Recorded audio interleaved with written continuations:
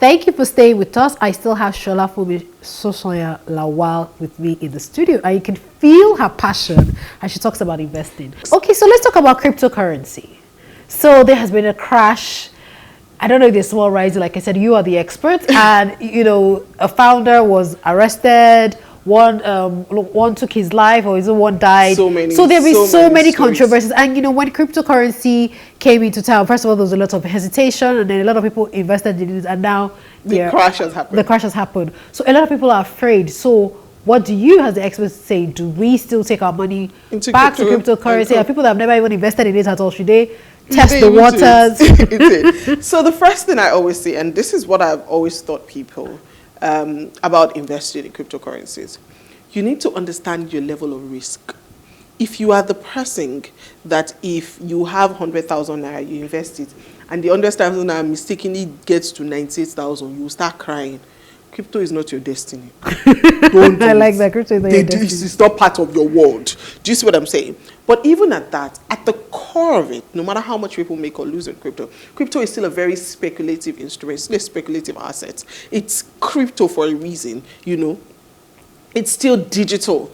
It's not physical that you see. And because of that, there's not a lot of regulations in that field as yet. So that's why you see people, they're able to gulp billions of dollars and all things and do risky trades and all of those things. What I always advise people at the very beginning of everything is, if you are investing as an investor, you need to understand your risk level and allocate your capital as such. What do I mean by that? If you have 100,000 naira to invest, and you're what is maybe someone like me, I would say maybe like myself, I'm a very moderate investor, meaning that I take on some risk, but just a little risk. My husband is absolutely the opposite. He loves risk. When they say this is risky, that's what he wants to go and do. I would not do that. So if I had 100,000 naira, I probably would put 50,000 naira of that money into ETFs. Okay. Why? Because I know that this is a diversified bunch of stocks. So I get a good return, even though it's not massive. And if there's loss, it will not be massive because it's a bunch of companies in one. Next up, I would do stocks. Individual companies that I love and cherish. So large cap companies like the Microsoft and the Apples of this world that are there, that they are in trillions. So I know no matter what happens, those companies will not crash one day. So I buy some stocks, we say 30%. Then maybe just 10% of my money is what goes to crypto. So I know, as I'm putting that 10% into cryptocurrencies, that if this money goes, I am fine with it. So out of my 100,000 naira, that means if 10,000 naira goes because I put it in crypto, I'm fine with it. You see? But in my experience, that 10,000 naira, even though it has sometimes crashed and I've lost all of that money, most times I make more than the 100,000 I invested from the 10,000 I alone. But I'm fine with that risk because, again, I'm only investing a small chunk of my overall capital into it. I remember my friends used to laugh at me when we were buying crypto, and this was the bull season in crypto where things were really, this was 2020, mid 2020 to late 2020, when crypto was really booming and people were making a lot of money from it. And I remember speaking to a friend who we would invest together, and he would put $1,000 on a coin, and I would say, I don't do such. I will put $50 or maybe $100, no matter what happens. And if it makes 10 times, if we make 10 times the money, I would take my $1,000 with Glenn. And then he would be like, Solafunmi, you could have made $10,000 if you put $1,000 on this coin. I'm like, no, I'm fine with the money I've made. It's still double, or it's still 10 times what I put in. You see what I'm saying? And when I lose money as well, I'm always fine with it because I know I didn't put too much. And I know no matter what happens, whatever I'm investing in the crypto world is 10% of what I've made. And even at that, when I make money in the crypto world, I do exactly the same. I take a huge chunk of it out first. And then I go on playing with the other ones. Now, this money that is there that I'm playing with, I have nothing to worry. That's the one I put in the most riskiest of assets. You see what I'm saying? So at the background and at the end of it all, it's really about people realizing their risk tolerance and understanding proper diversification of all of their capital, of whatever money they have to invest, how they should diversify and decide that, look, I will put this in this because crypto can crash. I'll put this in this. I got a message today from one of the people who invested in stocks, and she was very pained. She's like, look, my stocks are really down. Why am I doing this and all of this? And I explained that it's the stock market. The market goes up and down 100% every time the market goes down, it comes back up. I cannot say the same for cryptocurrencies, but I can say that for the stock market because I know how the stock market works, yeah? And those ones are real tangible companies that we can see, feel, and touch. We know their CEOs. We know what they do. We use their products. So those differences is what people need to understand when they invest. What I find is most Nigerians, when we invest, we have no basis, we have no financial goals, we have nothing set up for those investments. So we just hear that, this person bought crypto, he bought it 1,000 naira turned to 50,000. Let me carry my money. There. Whereas you don't know what time horizon you have. You don't know what the seasons are. You don't know a lot of background.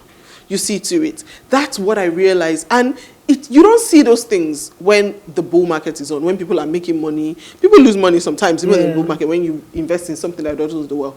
But you get a lot of that feedback, that benefit of insight. In the bear market, which is a time like this, when crypto has crashed, that's when you see all of these things. Have I been burnt in crypto? Oh my gosh, you don't want to know. I've been very, very burnt. Oh, wow. But at the end of the day, it's because I understood and I followed a very, very specific diversification model for my own. I was careful of how much I was putting in the first place. So if I have 100K, like I told you, it's only 10K that will make it into crypto. It's with the 90K, we'll go into ETFs, we'll go into fractional real estate, we'll go into different things. So that's how I built my world. So when people cry about these things, I understand because they invested in it. But if you understood the concept, the foundation of it, you shouldn't be in trouble.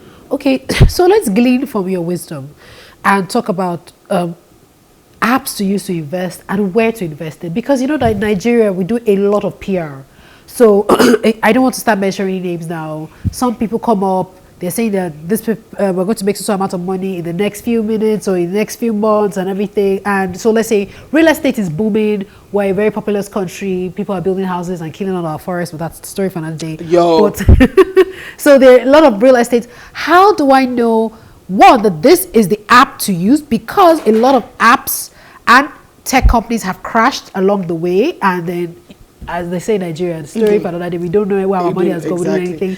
And then even the industries to invest in, how do we know that, okay, this is the right person? And because, like you said, Nigerian companies, most of them, or I want to say most, some of them are not truthful. So it's not just stuff that I can just put on Google and just find out. So let us glean from your wisdom. I want to use this app and I want to invest in this industry. What are the things that I need to do? Maybe 5 tips or just top tips that I need to do. So the first thing to say is, number one, you need to understand, again, your risk tolerance at the very beginning. Allocate your money as such. And then a lot of things that most of us do not want to do is research.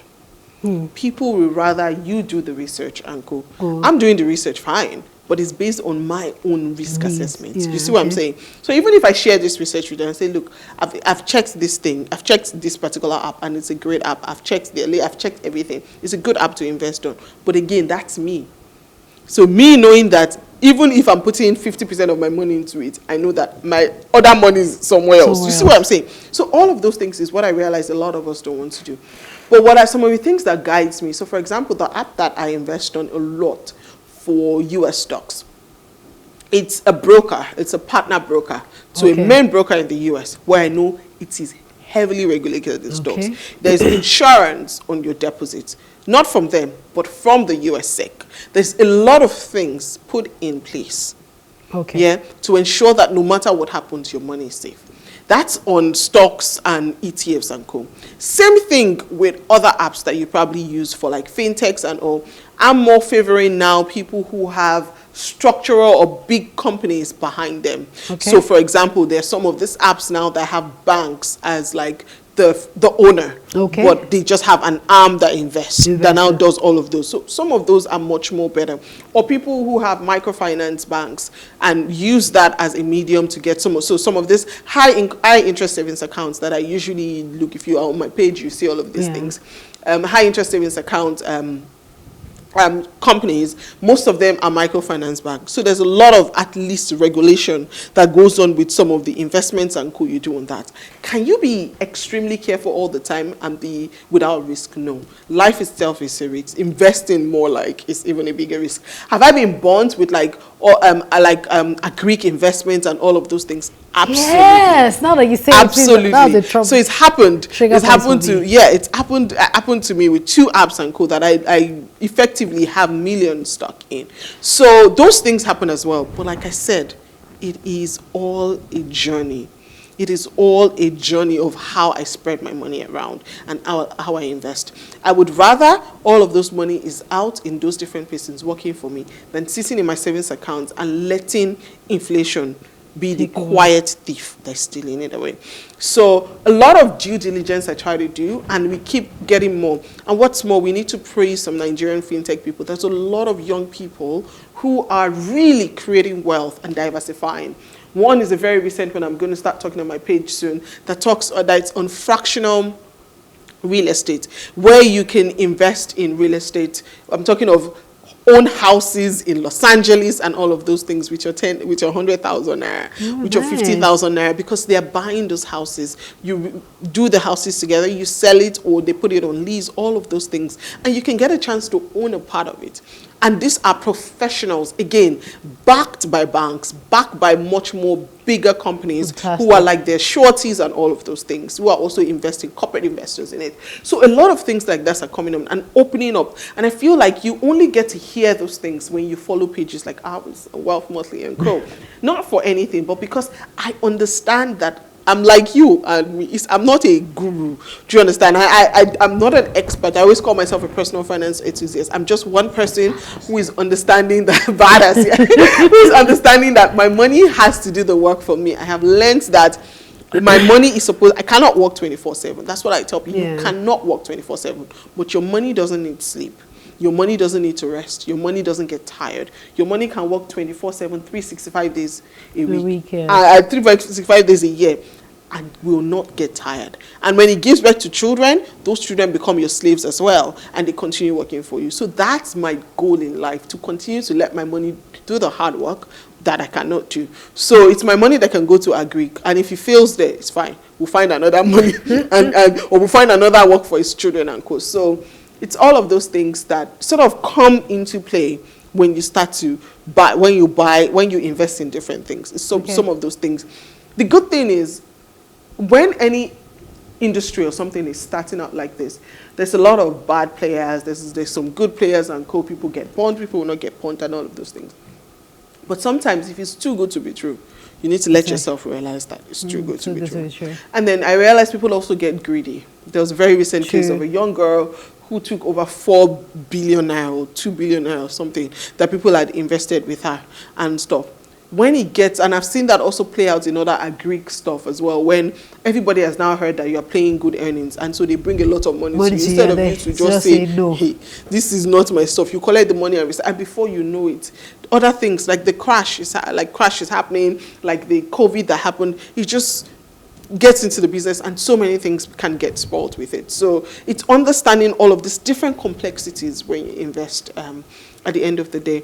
I would say no matter what, you still need to invest. I beg you in God's name. You want to stay in safer assets? Absolutely. If not, hey, please, life itself is a risk. Okay, so last 2 questions. You have read over 350 books. So can you give us...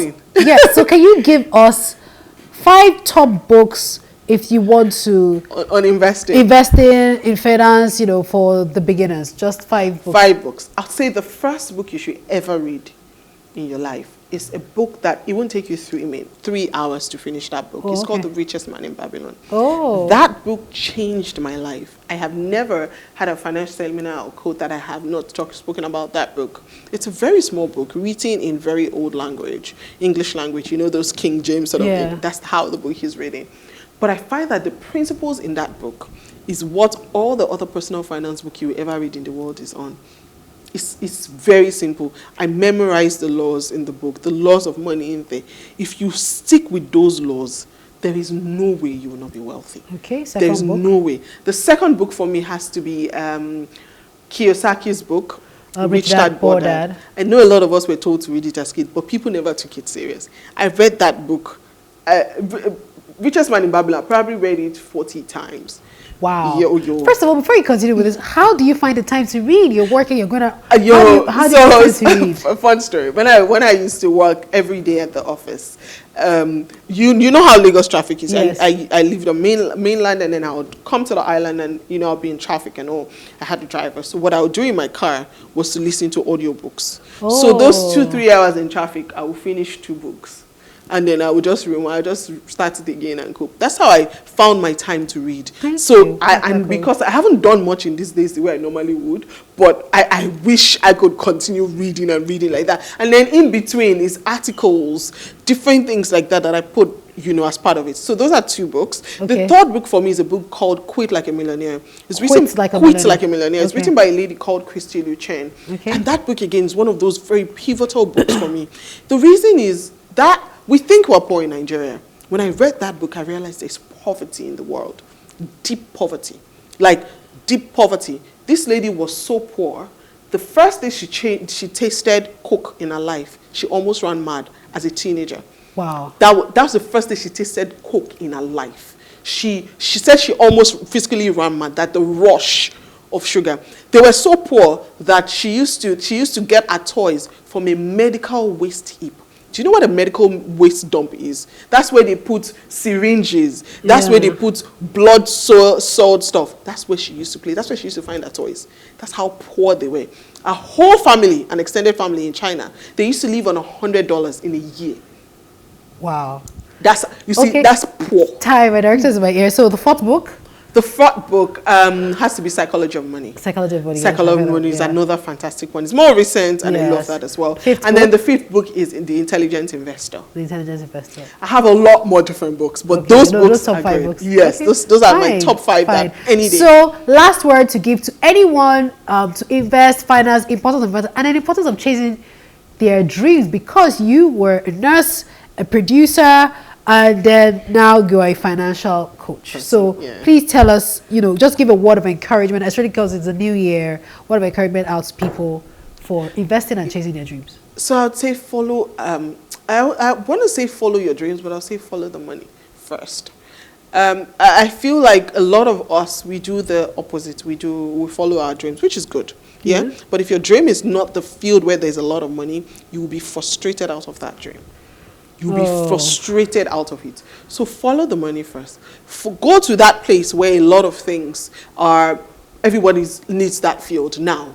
Do it for the next 2-3 years. That's why financial literacy is important. As you're doing it for those number of years, you are saving your money as well as possible and continue to hone and grow that dream you have. So when you have a good chunk of money saved, now carry your load.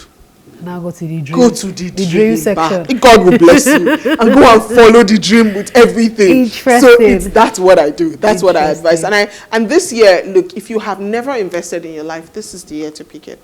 This is the year where a lot of companies are on sale. Great, good companies are on sale. This is the year to test out your field in the stock market. This is the year to really grow finances. There's a lot of uncertainty in the air. There's inflation. There is global recession looming. Yes. There's so many different things. This is the year not to just rely on your job. This is the year to find a side hustle. I found out that not only is content king now, knowledge is king. Knowledge is gold. Whatever it is you can teach, whatever it is you can share, and you can monetize, you need to really, really start doing that in this new year. And I hope we do great stuff. All right. How to save 200,000 naira easily in 2023. The trick, like I've always said, is to break it into very little chunks. Do you want to try per day by saving, say about 550 naira per day? Yeah? That's a trick. Or you do it per week and try to save about 3,000 naira, 3,600 thereabouts every single week. Or you want to try to do it per month and save about 15,500 every single month. It was a fantastic interview. I just sitting across the table have learned so much. It was so refreshing. I really don't want to let Solafunmi go, but definitely we're going to have her, come back again and maybe have more time and talk about this. But the essential key things I've learned from this is discipline. If you want to live a financially comfortable life, you have to learn to put away some money, invest, and read. Knowledge is key. You have to know about, because it's just like a Nigerian thing. We just like just cut corners, let somebody else do it for me. But you also have to know for yourself. Okay, I'm going on and on. That's all we can take on this episode of One on One. My name is Funmi Unuajefe. Hope to see you sometime soon. Thank you and enjoy the rest of your day.